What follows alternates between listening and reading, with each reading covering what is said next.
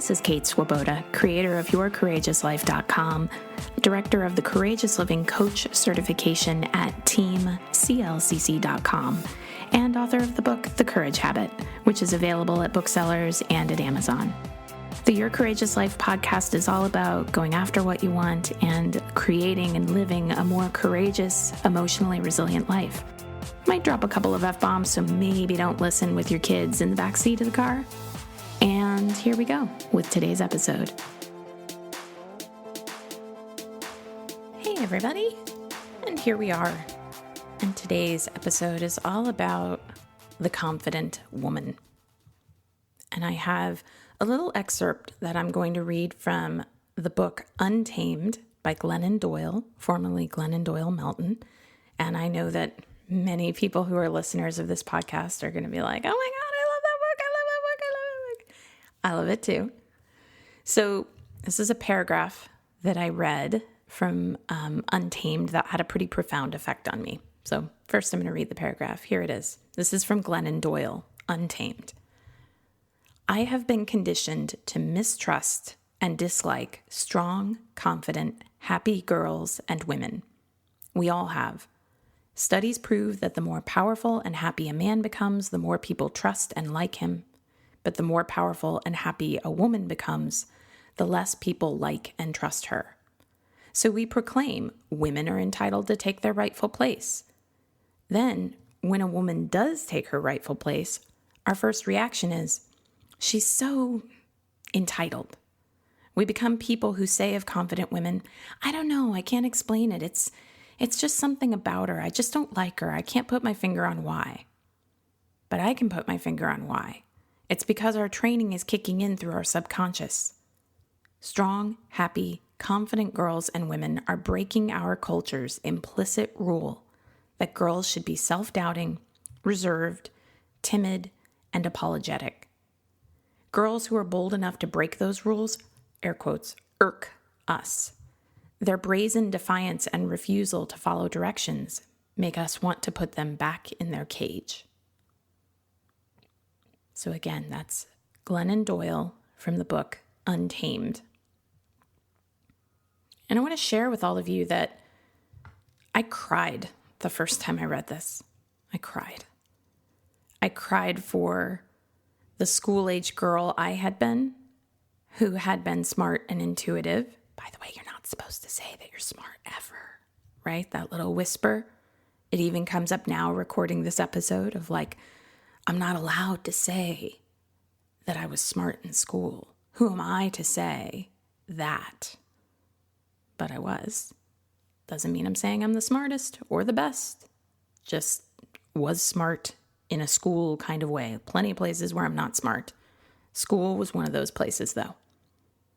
So I cried for that school-aged girl I had been, who had been smart and intuitive, who had so often failed to, air quotes here, correctly navigate the double standard and in small group projects. That's what I think of first, is those small group projects where the project was supposed to be both successful, which would mean I would need to speak up, bring forth my best ideas. You know, this thing Glennon Doyle is talking about, women, take your rightful place. And yet, those ideas in a group project, especially in school, and I think a lot of us women are navigating that in workplaces today, among others as well. You have to present it in the right way. You know what I'm talking about here. Don't speak up too loudly. If someone else proposes a mediocre idea, you can't push and advocate for your idea or else you're pushy. You have to go along with the group. You have to be nice. You can't point out the failings of somebody else's idea, even if there is a failing in it. So the message essentially being that I received from a very young age, and I'm guessing many other people listening to this did as well, in essence, tone everything down. You have to pretend your idea isn't actually all that good. Otherwise, you're bossy. I got called bossy a lot. And I don't doubt at all that there were times where I absolutely was bossy in a way that was not giving room to other people. And I'll talk about that a little bit today as well. But overwhelmingly what I learned, and overwhelmingly the people enforcing this message were other girls. You need to tone everything down. Do not be as confident about your ideas or what you think as you are presenting. I think when I started to cry, I cried also for that part of me that spent so many years feeling broken down and busted up and full of rage grief. Rage grief, I believe, should be like its own word, rage-grief, because it's kind of like all one thing. I don't think the two are separate, actually. And I had finally clawed my way to some semblance of happiness, only to hear people say conversationally, I just can't stand those annoying happy people. Or to hear people talk about, I've seen about a gazillion blog posts that essentially convey the message that people who can stick to the things that they start are fake. People who are productive or effective are fake. That they just use to-do lists to pretend that their lives have any meaning. This idea that if you have any semblance of your shit together, you must have a really superficial inner life. You can't be one of us. So both times, in essence, the message being, don't be too good. If you're working in a group project and you have a good idea, don't advocate too much for that idea. You can't be too good. You're supposed to slow down. You're supposed to make sure everybody else in the group is contributing in some way, even if the contribution waters down the overall quality of what is being created. You can't be too good. You can't be too happy, or you're not one of us. You can't stick to things that you start, or else you're not one of us. And how we're going to communicate to you that you're not one of us is we're going to make these comments about, oh my God, those annoying happy people, those people. Or, 20 years ago, I had a friendship that didn't work out. And when the person told me why they didn't want to be friends anymore, what they said to me was, every time I talk to you, you've got some new and exciting thing going on, and then I just feel bad about myself. So every time I'm around you, I'm feeling bad about myself. So the message that I internalized from that was, don't let anyone see the things you've worked hard for, or the strides you've made, or the successes you've had in navigating your mental health. You need to continue to pretend that you are busted up and broken down in the same ways you were, or nobody's going to want to be around you. You make people feel bad about yourself just by you stepping into places where you feel good. And I see that online too, with these memes and, things like that about, the women who look like they have it together must, have these superficial inner lives, and it's all about appearances for them. Well, it's like the things people say on social media. How do you know? How do you know? And this is where we get into talking about the confident woman. And I think in today's podcast, my aim is really two-sided. One, that all of you think about the ways that you might have been disconnected from the confidence within you, particularly if you are a woman, cisgender woman, the conditioning that you would have received around who you're supposed to be as a woman, what you are allowed. And two, that we think about the ways that we unconsciously participate in those things, because this is the soup of conditioning that we are all swimming in. The metaphor of being like fish in water, and somebody says, hey, you're in water, and the fish going, what's water? It's the air we breathe. It's what we're surrounded by. It's not intentional. That doesn't mean it doesn't still have an impact when we judge other women. I just recently, this is like a little newsworthy item, I guess, in the summer of 2020 is Rachel Hollis and her husband announcing that they were going to get a divorce. And who knows where this is going to be a year from now or any other time. But being in online groups and seeing women pick apart someone they didn't even know and how Rachel Hollis must have always been fake and stuff like that. This is what I'm talking about. It's like, because she's going through a hard time, she must have always been fake. And why are we even dissecting somebody else's divorce? That's a pretty painful thing to go through. And what those experiences teach me when I see them is effectively, one, I'm not safe around you, because if you'll shit talk about somebody else, you'll shit talk about me. And two, I'd better not mess up in front of you. I'd better, or have a perceived mess up. I mean, divorce, that is not always a negative thing. Sometimes it's a very positive thing for two people. But in essence, if I'm perceived as messing up around you, there will be no grace for my mistakes. So let's talk about this concept of the confident woman. By most societal standards, the feedback I've gotten my entire life is that I'm considered a confident woman. I've heard people reflect this to me my entire life. And this reflection is based on what people see outwardly. I share ideas, including political opinions. Faced with external authority, I can be a bit of a rebel. I'd definitely say my MO is I tend to ask for forgiveness rather than permission. I kind of like, okay, I'm going to see what I can get away with. And if I need to ask for forgiveness later, okay. But I tend not to come out the gate asking for permission. I definitely trust what I feel in my body. And that, I would say, that's a huge source of true and authentic confidence for me, is that I really trust what I feel in my body. And I speak and I act on that most of the time. If something doesn't feel right, I pay attention. And I get in front of cameras and on stages and have a mic in front of me now and put my ideas out there.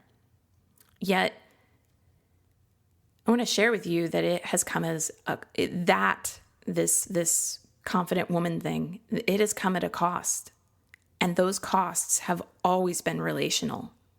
And the costs have always been with other women. Always. So here's what I mean by that. I can think easily of 20 times I was in rooms with other women.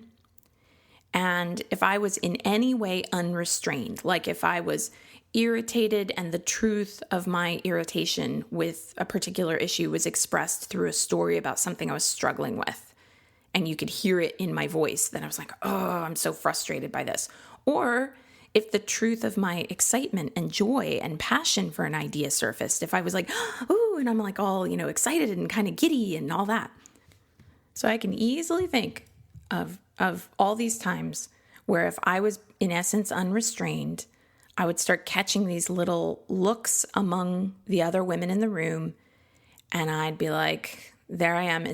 I'm doing too much. And the it that I'm doing, again, it's this too much, too passionate, too righteous, too much of a problem solver, too much of, you're just supposed to listen right now. And somehow not catching those cues of when I'm supposed to be doing a certain amount of one thing and oh, wait, hold on, that's too much of another. Also, too angry. That has always been my Achilles heel. And even when the anger had nothing to do with the women in the room, it was never directed at the women in the room or anything any of those women did, I've noticed that simply talking about something about which I felt angry was enough to get me labeled sometimes as too angry or an angry person. And I find myself wondering these days in the Me Too era, when social justice and activism and a sense of righteousness about, hey, like, this is a big deal, guys. These are things that are suddenly in vogue. And I wonder now about some of those women who launched those "you're too angry" grenades at me 10 or 20 years ago. When I'm thinking now of like all these things that I just remember, it's like when I talked about how a big reason systemic racism is kept in place has to do with how we structure property taxes in the United States, which directly fund schools, which then ensures that in white, richer neighborhoods with higher property values, there's always more money for education than in poorer neighborhoods that tend to have more people of color. by the way, in case you didn't know. That is how public education is funded. That is one of the systemic things that keeps racism, classism, etc. in place. When that was the thing that made me too angry, I wonder sometimes, do you still think I was wrong? Or do you now loudly champion on behalf of social justice because it's trending and then furiously denounce anyone who calls you out on your anger? Anger is not automatically bad, but people are so uncomfortable with it, and especially so uncomfortable with a woman passionately saying that they feel something is wrong with our society and needs change, that I've experienced socially that I've been put in check a number of times. By the way, sneaky way people get around this too angry thing, telling you that it's not what you said or the content of your ideas, it's how you said it. Translation: instead of facing my discomfort with your idea and how you feel about it, I'm going to blame you for how I feel by telling you that if you could just, in essence, talk nicer about it, I'd accept you and we'd be cool. When somebody does this, and I don't think this is every single time, and I absolutely, and again, I'll talk about some of this in a minute, I think there are times when how I said it makes a big difference. I'm just speaking to, I know that there are a good number of times where the way that I was told not to be too much, too angry, too, was, well, it's not what you said or your ideas, it's how you said it. And that translates to talk nicer about it. And that translates to what women are so often told: smile, be nice, be good. And I'd say, too, look around you. Think of any woman that you would personally describe as confident. Sit her down for coffee sometime. Ask her what the costs of being that confident person have been. She'll tell you stories. She'll tell you the cost is the groups of women who silently exchange glances and then talk about her behind her back when she's left the room. The cost is the air quotes friend who is so uncomfortable with someone's strength and happiness that she has to discontinue the friendship because being around someone strong and happy makes her feel bad about herself.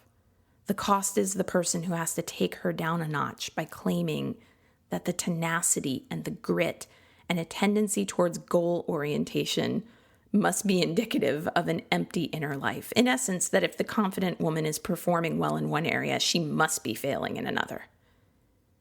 The cost is the way that women who are uncomfortable with themselves mistake confident women as arrogant or always needing to be right or thinking they have the solutions for everybody else. The cost is that when you do make mistakes that are public, there's a feeding frenzy of women in particular in private Facebook groups, text chains, and everywhere else at the ready with, well, I never liked her. I always knew, I couldn't quite put my finger on it, but I knew something was off about her. I always thought she was fake. Now let's talk about the nuances, because always, of course, there are nuances. And if you have listened to this podcast long enough, you'll know I'm not into the binaries, right? It's not all confident person good, everybody else bad. Here are a few nuances. Yes, sometimes it is hard to be around people who are confident. Yes, there have been times for me when it was just too hard in that particular season of my life to be around someone who was vastly more centered, grounded, confident, doing well in their life than I was. And sometimes when someone is struggling, in particular, when just like it feels like a bomb has gone off in the middle of their life, it's just too damn hard to be around someone who isn't struggling in the same ways. Yes, sometimes the confidence in front is a front. It's fake, and you can sense it. Yes, sometimes that is true. Yes, it is good to be aware of when your intuition gets prickly and tells you, hey, something's up here.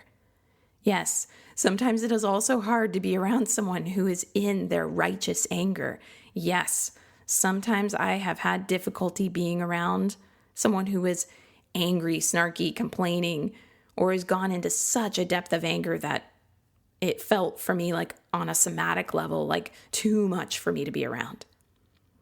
And I gotta say, valiantly in those cases, I have really been striving to be someone who could feel from someone else this, whoa, their energy is pretty intense, because I recognize that they feel unheard, or they fear that an important idea will go unheard, or because their feelings are overflowing. And I know that space. So I'm trying to tell myself when somebody else, sometimes my energy has been a lot for somebody else when I'm righteously angry. And I do try to remind myself when someone else is righteously angry and it feels like a lot, look for the softness. I know this space, just love them. And yes, sometimes I have also ultimately decided to spend less time with someone who is presenting that way when I did not find a way to bridge the gap that I felt. And to give another nuance, yes, I want to take responsibility here. Sometimes I have absolutely expressed my opinions so righteously that when I look back, I realize, oh my God, I was creating no room for anyone else to really feel like their opinions had space or were equally as valid. And it has been a hard lesson for me to learn that just because I feel comfortable claiming space for my opinions or ideas doesn't mean that someone else will be comfortable hearing them or expressing their own opinions or their own ideas. So the way that plays out, in case you are someone who is around an expresser of opinions and ideas and you're wondering, whoa, this feels like a lot, or in case you are someone who has expressed a lot of opinions and ideas and other people have a discomfort with that, here's what I think goes on in those moments. From my comfort, I have a comfort around claiming space for what I think and feel.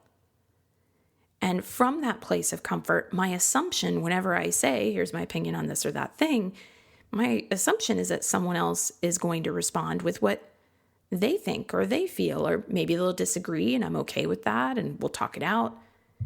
The learning space that I've been in is that when someone doesn't feel comfortable sharing their thoughts and opinions, their default will often be to distance or cut off rather than to examine their own discomfort. So, when someone else doesn't feel comfortable sharing their thoughts and opinions, if you are comfortable with that, most of the time they are likely to distance or cut off rather than examine their own discomfort. And blaming the speaker of the opinions is one way that people distance. And in hindsight, I see how, because those people felt they had no room to claim their own space, they didn't feel like they could be themselves. And because those people didn't feel like they could be themselves, as a result of, in part, my actions, my inability to see that they didn't feel they had that room, they distanced or cut off. So the work here, as I see it, is co-created work. It's some parts, let me be aware of where people are at and that their comfort level might be different than mine, and let me try to create some room for that. It is also an acknowledgement that they have their own work they need to do around discomfort with other people expressing opinions or ideas. Now, from the part of me that just wants love and connection with other people, I've always kind of wrung my hands at the distancing. Like, what's the problem? Why is that the option? Why not just talk to me, or just share how you feel, or tell me what you'd like me to do a little bit differently so that we can work this out. Like, why does cutting off or distancing, or why is that the only option? But from the part of me that understands that people just are where they are, I realize that people are where they are. Someone who doesn't have the skill set of using their voice isn't going to use their voice to talk to me about the impact of my behavior. They're just not going to until they have the skill set of using their voice, period. That's why those people feel like distancing, cutting off, only addressing what I said or the way I said it. Those feel like the only options. Or, there's also too, perhaps in ways I can't possibly see, maybe they've tried to bridge the gap and tried to make it work and it just didn't. And there's that too. And relationships do or don't work for all kinds of reasons. And I expressed a couple moments ago that I've had relationships too where somebody else's energy felt really intense and I tried to do what I could do to bridge the gap and meet them where they were at. And sometimes it doesn't work, and that's okay. This is 40 years of relationships I'm thinking about here. So all of those nuances are here, but there's one thing that is not nuanced. Women's judgment of other women, women's glee at dissecting the perceived downfalls of other women. I mean, like, this just is rampant, judging their weight gain or critiquing them for losing too much weight or critiquing them for even caring about weight at all. Gossiping about the divorce and, oh, did you hear that so-and-so lost about a bunch of money on their launch? I mean, like this women shit talking when the woman who irks them leaves the room, or excluding that woman from being included in a group, or women's annoyance when they perceive another person to have their shit together and using that to dismiss her or to feed on the one area where maybe they don't have it all together. All of that behavior is rampant among women.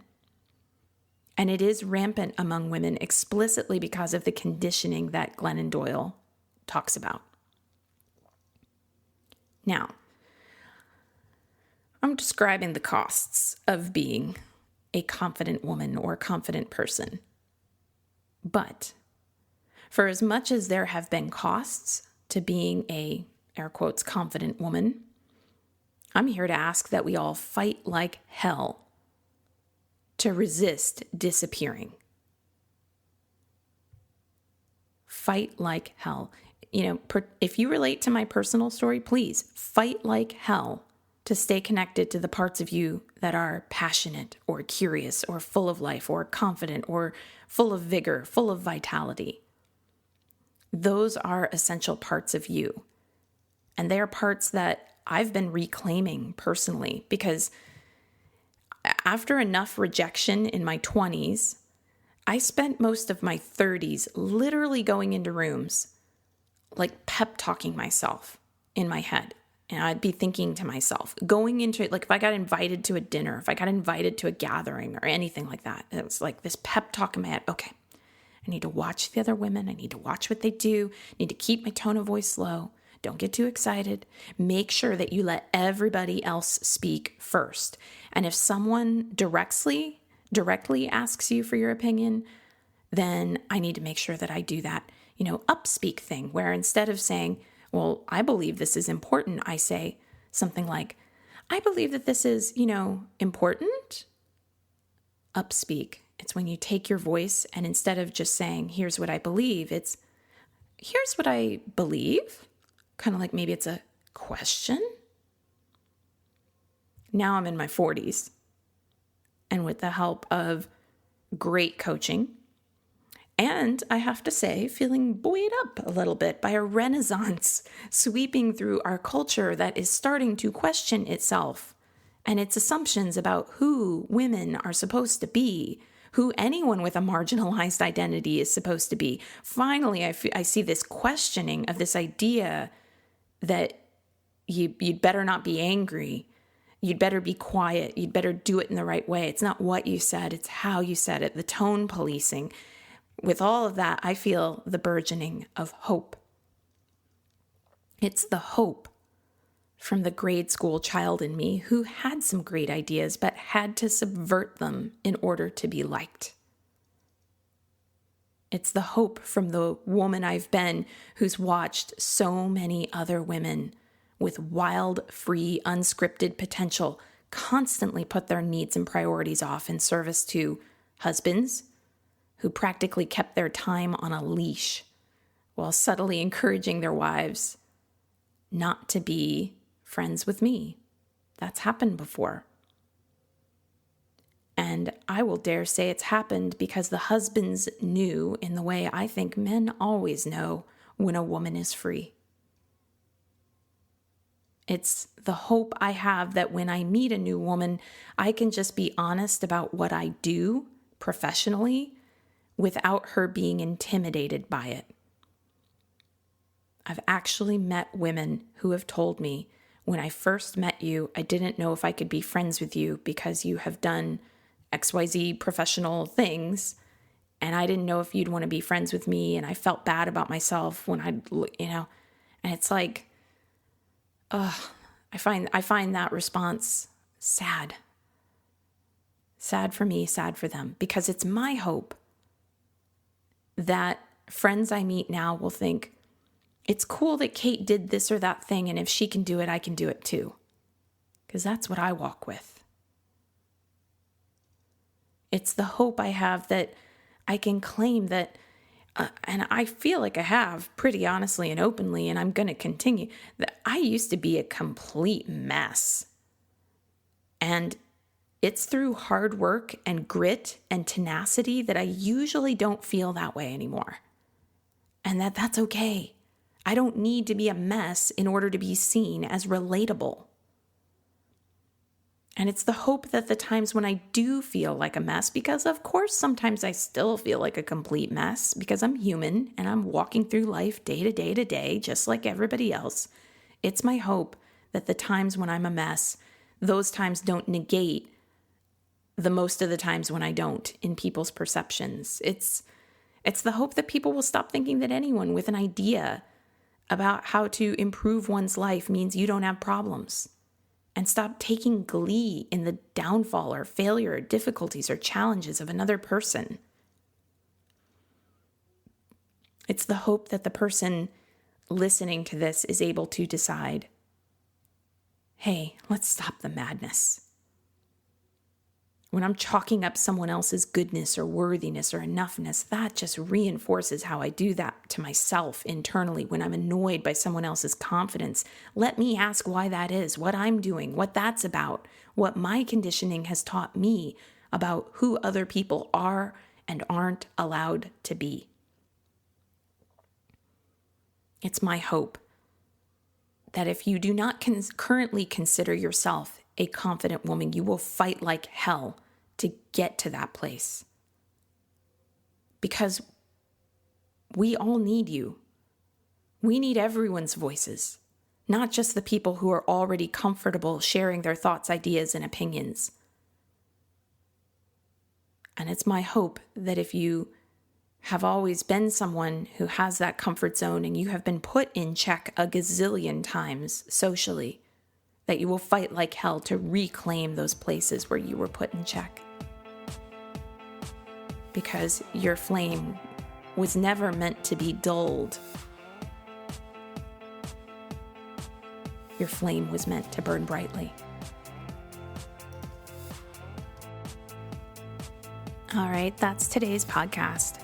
Thank you so much for listening to today's episode. You know you can continue the work and the fun if you want to. Head on over to yourcourageouslife.com/begin and become a Your Courageous Life subscriber, because as soon as you sign up, you get access to an entire library of worksheets and audios and other bonuses. And of course, you'll be receiving more courage in your inbox. And who wouldn't love that? You can learn more about the Courageous Living Coach certification at teamclcc.com. You can get the Courage Habit at your local bookseller, on Amazon, wherever you like. We can even connect on social media. I'm on Facebook at Your Courageous Life. So look for facebook.com/Your Courageous Life. And I'm on Instagram as Kate Courageous. And I'd love to connect with you on Instagram. So here's to you, using these courageous tools in your life and creating a real ripple effect of good. And again, thanks so much for listening. I love it that you're here.